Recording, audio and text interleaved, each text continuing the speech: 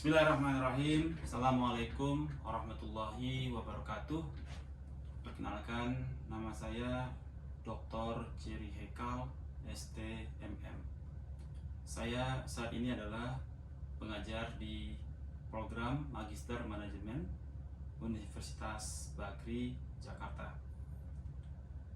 Pada kesempatan yang berbahagia ini, saya ingin menjelaskan mengenai mata kuliah yang saya ampu, yaitu mata kuliah Keuangan Perusahaan atau Corporate Finance 2.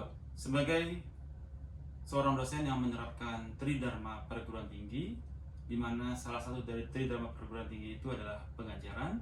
Sistem pengajaran yang saya anut adalah sistem pembelajaran yang menggunakan metode DIA, yaitu Delivery, Interaction, dan Assessment.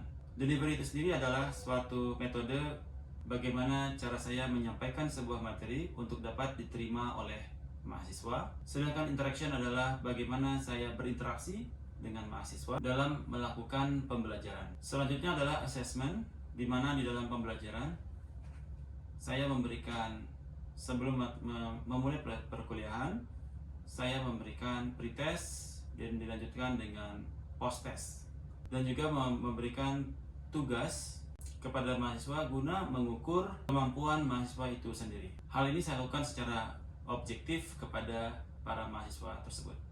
Di dalam memberikan pengajaran, saya selalu memulai dengan menjelaskan RPS mengenai mata kuliah yang saya ampu, yaitu mata kuliah Keuangan Perusahaan atau Corporate Finance 2.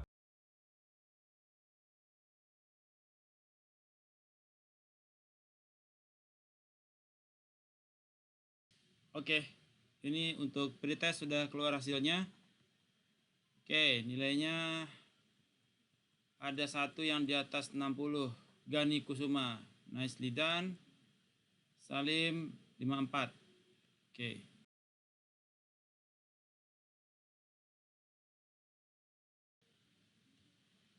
Oke, jadi untuk mata kuliah Corporate Finance 2, di mana pengejarnya adalah saya dan koordinatornya itu Pak Dudi Rudianto dan ketua program studinya Pak Taufik. Jadi dalam perkuliahan ini ada capaian pembelajaran yang ingin dicapai dari mata kuliah ini, yaitu CPL dari sisi prodi yang dibebankan kepada mata kuliah, yaitu pertama adalah Anda menunjukkan sikap bertanggung jawab atas pekerjaan di bidang keahlian Anda di topik ini, yaitu di manajemen keuangan. Kemudian Anda menguasai konsep, prinsip, teknik manajemen keuangan dalam pengambilan keputusan keuangan. Kemudian Anda mampu menerapkan pemikiran logis, kritis, sistematis, inovatif, ya, dalam konteks pengembangan atau implementasi ilmu pengetahuan dan teknologi yang memperhatikan dan menerapkan nilai humaniora sesuai dengan bidang keahlian.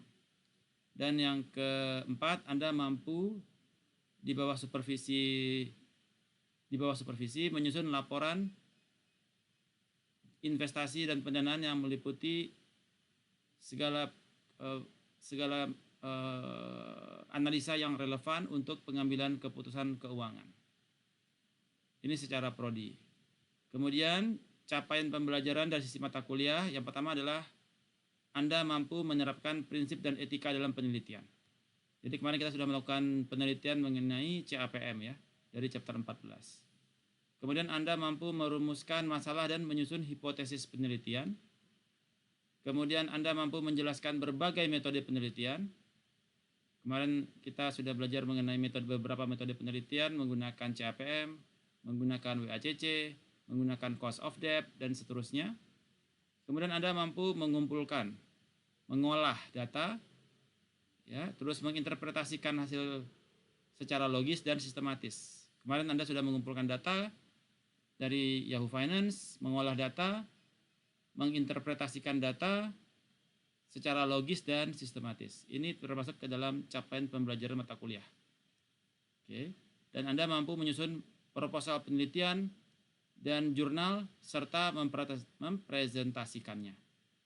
Jadi tugasnya berupa jurnal dan Anda sanggup untuk mempresentasikannya. Kemudian sub CPMK, yaitu Anda mampu menjelaskan tentang berbagai macam pengertian, tujuan, beserta contoh dari prinsip cost of capital, cost of debt, dan weighted average cost of capital. Kemudian Anda mampu menjelaskan tentang short term financial plan dan cara menghitungnya serta menentukan financial planning yang baik. Kemudian Anda mampu menjelaskan kegiatan international corporate finance dan cara analisisnya. Ini akan topik setelah UTS nanti. Nah, secara deskripsi singkat mata kuliah, yaitu mata kuliah ini mendeskripsikan konsep yang relevan mengenai proses perencanaan, pengendalian dan pengambilan keputusan di bidang keuangan. Ya, yang meliputi 3 topik utama, yaitu keputusan investasi, keputusan pendanaan, financing, dan keputusan distribusi pendapatan. Dan bahan kajian kita di topik ini adalah antaranya adalah cost of capital, CAPM, kita sudah bahas kemarin, kemudian raising capital, financial leverage and capital structure policy, dividend and payout policy, short term financing, cash and liquidity management, dan credit inventory management, dan international corporate finance. Dengan buku utama Ross Westerfield Jaffe, Fundamental of Corporate Finance.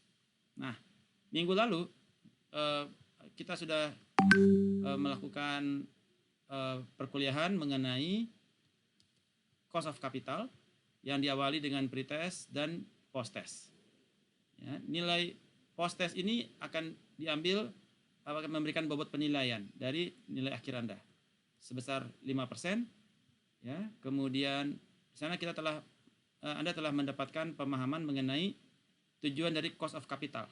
Kemudian topik yang di pertemuan kedua dan ketiga kita membahas mengenai raising capital, bagaimana kita bisa mendapatkan capital ya dari angel investor dan lain sebagainya, dan bagaimana exit strategi apabila kita menggunakan angel investor, baik berupa IPO sebagai exit strategi yang mereka lakukan. Seperti biasa ada post test yang memberikan kontribusi 5% dari nilai Anda.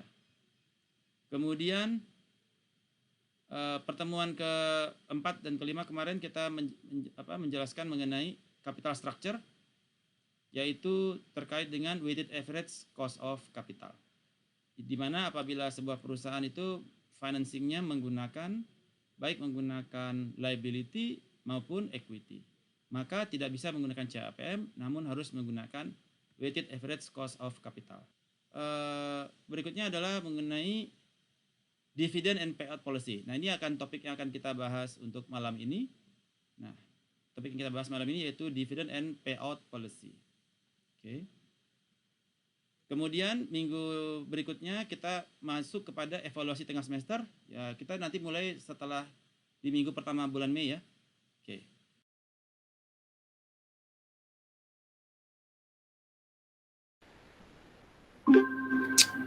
Baik, kita mulai. Bismillahirrahmanirrahim. Assalamualaikum warahmatullahi wabarakatuh. Waalaikumsalam warahmatullahi wabarakatuh. Waalaikumsalam. Bertemu kembali kita dengan kelas Corporate Finance, Manajemen Keuangan. Dan pada malam ini kita akan membahas chapter 17. Dengan sub capaian pembelajaran yaitu mengenai dividends dan dividends policy. Di dalam perkuliahan ini, dalam subtopik ini, cita-cita kita adalah Anda memahami apa saja tipe-tipe dari dividends dan bagaimana teknik pembayaran mereka. Yang kedua, Anda memahami mengenai issues terkait dividend policy decisions. Yang ketiga, Anda memahami mengenai perbedaan antara cash dan stock dividends. Dan yang keempat, Anda memahami mengapa share repurchase merupakan alternatif dari dividends. Biasa nanti kalau ada yang ditanyakan langsung intercept saya di tengah ya. Nggak usah nunggu-nunggu.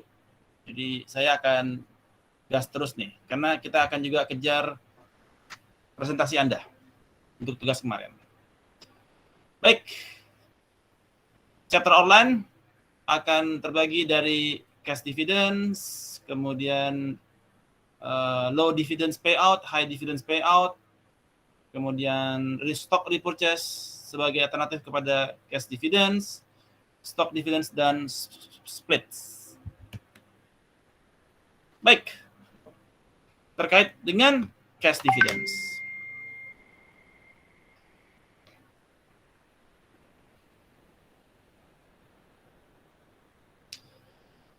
Cash dividends. Jadi kalau kita memiliki sebuah perusahaan ya, ada di situ dari income statement ya, analisis, ada yang disebut dengan sales, cost of goods sold, gross revenue, kemudian expense di sini ya, expense dan lain-lain sampai kita dapat net income.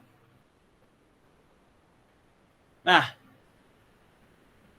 net income ini dibagi dua, yaitu ada yang kepada dividen, kepada pemegang saham, dan ada yang menjadi return earnings atau laba yang tertahan. Nah, regular cash dividend yaitu cash payment yang made directly to stockholders secara regular. Usually setiap quarter. Jadi kalau laporan keuangannya dia tiap kuartal, jadi sekali 4 bulan, dia akan membayarkan dividends kepada pemegang saham. Jadi ada yang secara reguler, baik secara kuartal maupun secara yearly, tahunan. Kemudian ada juga yang disebut dengan extra cash dividend. Extra cash dividends merupakan indication that the extra amount may not be repeated in the future. Jadi seperti misalkan Anda ada keuntungan ekstra, jadi net income-nya dia betul-betul naik, sehingga kemudian pemegang company kemudian membayarkan ekstra dividen kepada Anda sebagai pemegang saham, karena perusahaan memiliki net income yang mungkin 3 kali lipat, 4 kali lipat, ya. Seperti para marketplace yang banjir di musim COVID-19 ini. Kemudian ada yang disebut dengan special cash dividend, yaitu similar to extra dividend, tetapi definitely will not be repeated. Jadi hanya satu dari selama-lamanya gitu ya, cuma sekali doang. Jadi memang special cash dividend. Kalau ekstra dia maybe repeated, maybe not. Ya. Apakah perusahaan itu mampu untuk bayar dividen tiap kuartal? Belum tentu. Jadi ada dia kalau ekstra dia bisa repeated, bisa may not be repeated. Kalau special cash dividend, ya dia cuma sekali itu doang. Dan ada juga disebut dengan liquidating dividend, yaitu some of all of the business has been sold. Jadi kalau dia masuk kepada chapter 11 atau kepada bankruptcy, maka dibayarlah yang disebut dengan liquidating dividends. Yang itu dibayarkan kepada preferred stock terlebih dahulu, baru kepada pemegang common stock. Preferred stock dibayarkan, kalau masih ada sisa baru dibayarkan kepada common stock. Ini adalah tipe-tipe dari cash dividend. Any questions? Jadi kalau liquidating dividend seperti apa, Pak? Jadi kalau kita perusahaan menghadapi chapter 11, di mana Chapter 11 itu berarti adalah bankruptcy, ya, menghadapi yang disebut dengan bankruptcy, maka si pemegang saham kan dia dibayarkan. Tapi dia ada dua pemegang saham. Ada yang preferred stock, ada yang common stock. Preferred stock ini dia didahulukan. Jadi kalau perusahaan ketika dia likuidasi, dijual aset kan, berapa tinggal duit, nah kewajibannya yang diutamakan kepada preferred stock dulu. Kepada preferred stock sudah lunas, sisanya baru dibagikan kepada pemegang common stock. Menjawab, Pak, siapa tadi nanya? Pak Yoga. Menjawab, Pak. Berarti bisa aja nggak ada common stock-nya, Pak. Bisa, kosong. Ya, Pak. Ya, tergantung dari ketika dia filing bankruptcy, kewajiban-kewajibannya dia sudah dilunasin, kepada kepada vendors segala macam, baru kemudian dia lunasi kepada preferred stock dan baru kepada common stock. Kalau preferred stocknya juga kebagiannya cuma sedikit, ya udah common stock juga nggak dapat. Jadi yang menerima cuma yang pemegang preferred stock. Alright. Jawab, Pak. Ya. Kemudian bagaimana mengenai dividend payment? Di dalam dividend payment ada yang disebut dengan declaration date, ex-dividend date, date of record, dan date of payment. Declaration date adalah ketika BOD declare bahwasanya akan ada dividen. Sehingga ketika board of director declare akan ada dividen, itu menjadi declaration date dan becomes liability kepada perusahaan. Jadi ketika ada board of director meeting, kita akan bayar dividen tahun ini. Jadi itu sudah menjadi liability of the firm. Dan itu menjadi declaration date dari dividen tersebut. Kemudian ex-dividend date. Ex-dividend date itu terjadi 2 hari sebelum date of record. Di mana date of record ini adalah bahwasanya para pemegang saham itu ditentukan. Kalau Anda belinya saham itu setelah date of record, maka atau Anda tercatatnya setelah date of record, maka Anda tidak dianggap sebagai pemegang saham. Tapi kalau Anda 2 hari sebelum date of record Anda sudah punya saham, ya karena settlement dan lain-lain ya, kita ada jangka waktu biasanya minimum 2 hari. Maka Anda sudah dapat dikatakan sebagai pemegang saham dan berhak kepada dividen perusahaan. Jadi ex-dividend date itu terjadi 2 hari sebelum date of record. Di mana if you buy stocks,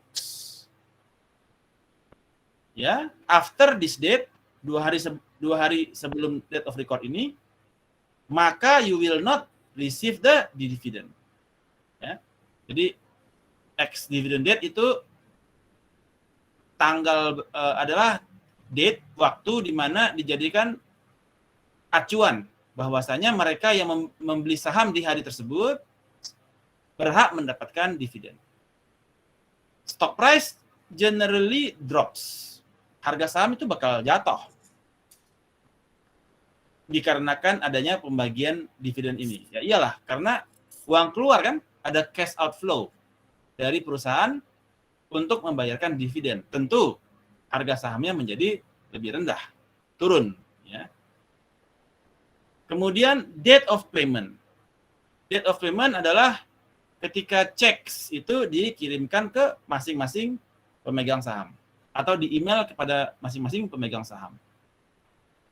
Jadi dikirimkan cek. Jadi kalau orang-orang tua zaman dahulu tuh ya, mereka tuh nunggu-nunggu tuh jadwal dividennya kapan. Udah ada belum cek untuk, udah ada belum jadwal pembayaran dividen? Jadi mereka itu rata-rata mereka koleksi saham-saham zaman dulu ya. Inco, sekarang udah jadi Vale ya. terus apalagi tuh yang saham-saham itulah, saham-saham blue chips. Mereka tuh tunggu-tunggu tuh tanggal berapa bayar dividen, karena mereka menikmati sekali mendapatkan dividen dari investasi yang mereka tanamkan di bursa saham. Ya. Jadi itu biasanya numpuk tuh di rumah kiriman dividen, cek-ceknya dia, kayak begitu ya. Alright, ada pertanyaan? Ada yang ingin ditanyakan terkait hal ini? So far so good? Kapish? Pronto, Pak. Oke. Pronto. Nah, ini yang disebut dengan pembagian waktunya ya. Jadi kalau kita untuk dividend payment, 0 ini adalah X dividend date. Iya, X dividend date. Oke.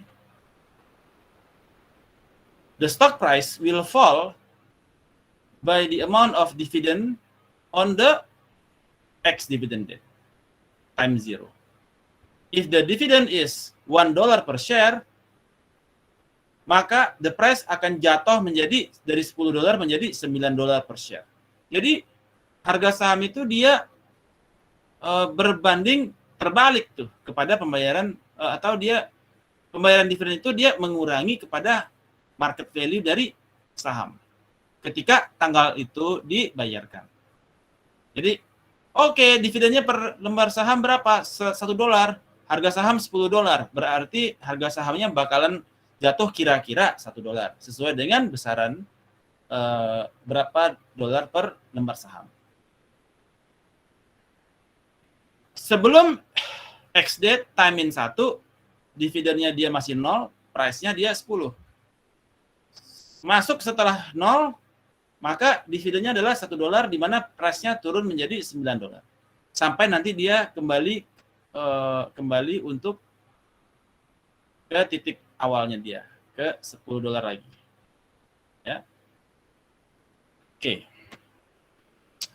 Does dividend policy matter?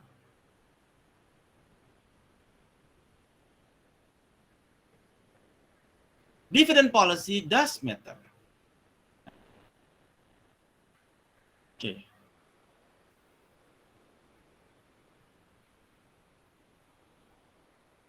The value of the stock. Karena apa? Dividend itu matter. Karena value of the stock itu tergantung kepada present value dari expected future value. Jadi, the value of the stocks adalah present value dari expected future dividends. Ya.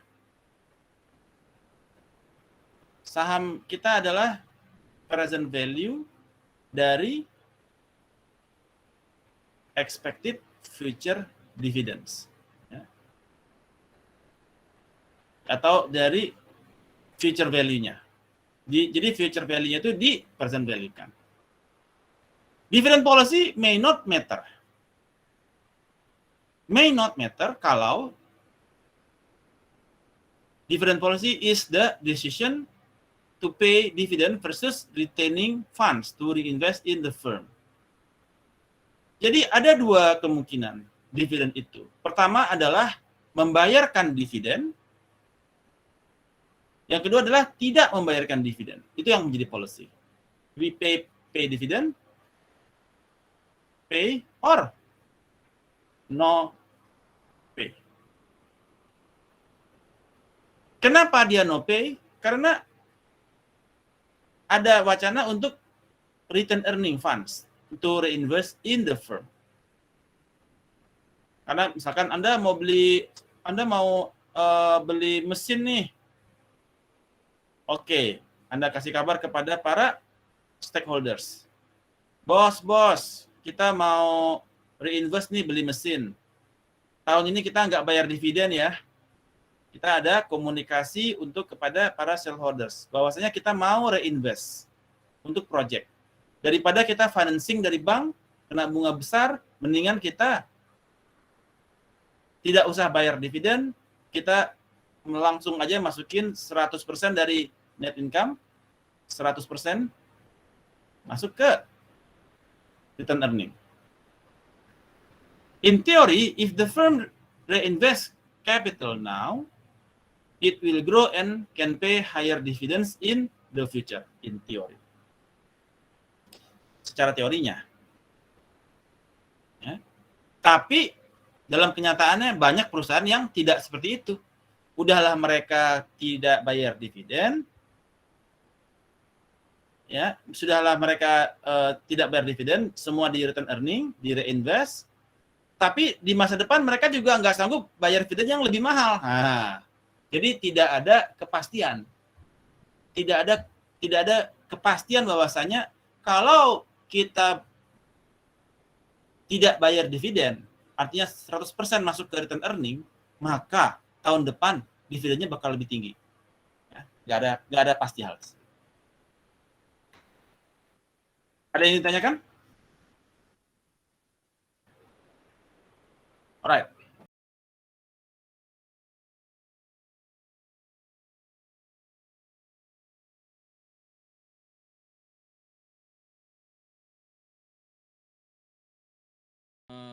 Oke. Semuanya open cam? Baik. Hari ini kita telah mengcover seluruh unit secara umum. Kemudian chapter terakhir yaitu chapter 17 untuk dividend and dividend policy. Oh ya, kita nanti udah mau lebaran ya. Minal aidin wal faizin. Oh iya, sama-sama ya Pak. Minal aidin wal faizin Pak. Lahir dan batin. Semoga sama-sama ya Pak. Mohon maaf lahir batin. Semoga kita kembali menjadi kupu-kupu. Setelah kita sebulan menjadi kepompong. Demikian, sampai ketemu di pertemuan berikutnya. Assalamualaikum. Ini Pak UTS Pak. Iya, Pak UTS. Assalamualaikum warahmatullahi wabarakatuh. Bye-bye. Waalaikumsalam warahmatullahi wabarakatuh. Terima kasih Pak. Salam sehat ya Pak.